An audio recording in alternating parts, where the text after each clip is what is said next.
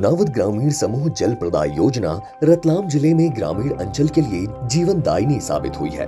देश के दिल मध्य प्रदेश के रतलाम जिले में बहने वाली मलेनी नदी पर बने डैम से फिल्टर प्लांट में पानी को शुद्ध कर गुनावद और आसपास के 15 गांवों में नलों के जरिए घर घर पेयजल भेजा जा रहा है।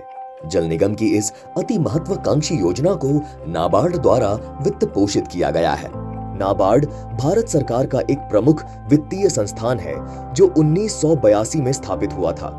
इसका मुख्य उद्देश्य ग्रामीण विकास, कृषि और ग्रामीण क्षेत्रों में समृद्धि को बढ़ावा देना है। नाबार्ड किसानों, छोटे उद्यमियों और ग्रामीण क्षेत्रों में बुनियादी ढांचे के विकास के लिए वित्तीय सहायता और मार्गदर्शन प्रदान करता है।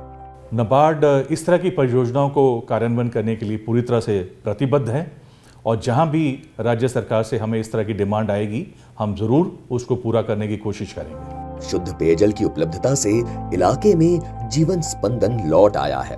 इससे न केवल पेयजल का संकट खत्म हुआ है, बल्कि इलाके में सामाजिक आर्थिक स्थिति में भी बदलाव देखा जा रहा है। 50 रुपए महीने में शुद्ध पानी की गारंटी। रतलाम से सटे इस इलाके में प्रदूषण की वजह से भूजल बेहद दूषित हो चुका था। जल स्रोत घातक रसायन युक्त जहरीला लाल पानी उगलते थे। 3 दशकों से ग्रामीण यह दंश झेलने को मजबूर थे।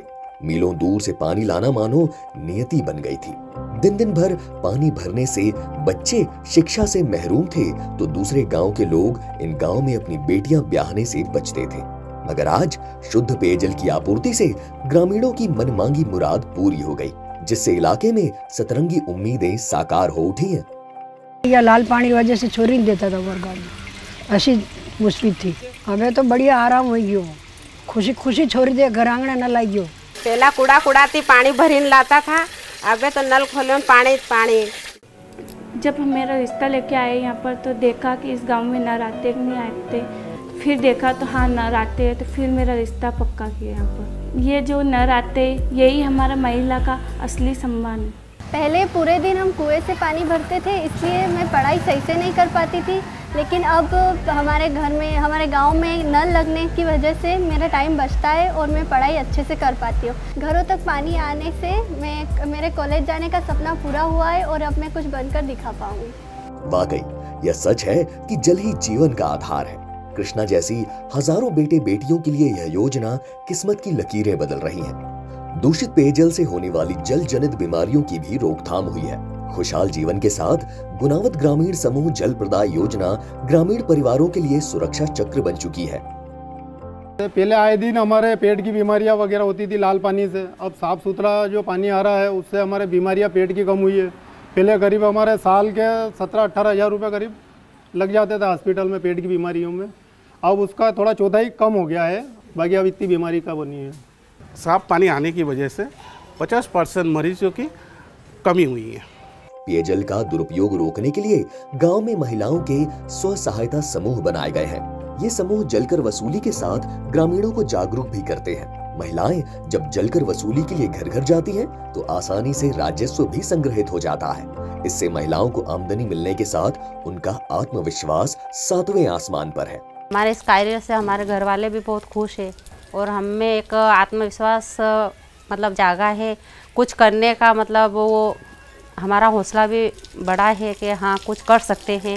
इंटेकवेल के साथ raw water pumping, filter plant, clear water pumping, उच्च स्तरीय आरसीसी टंकी, एमबीआर, क्लोरिनेशन समेत पूरा प्लांट स्टेब्लिश किया गया।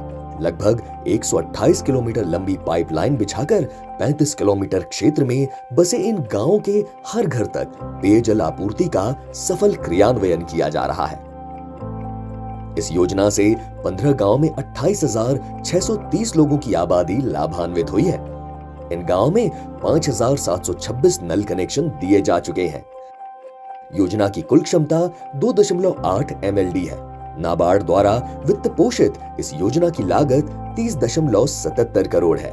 यह योजना अगले 30 वर्षों को ध्यान में रखते हुए तैयार की गई है। नाबार्ड द्वारा प्रोजेक्ट के दौरान और प्रोजेक्ट के बाद इसकी सतत मॉनिटरिंग की गई। आज गांव के लोगों को स्वच्छ पानी मिल रहा है, जिसके कारण लोगों के चेहरे खिल उठे हैं।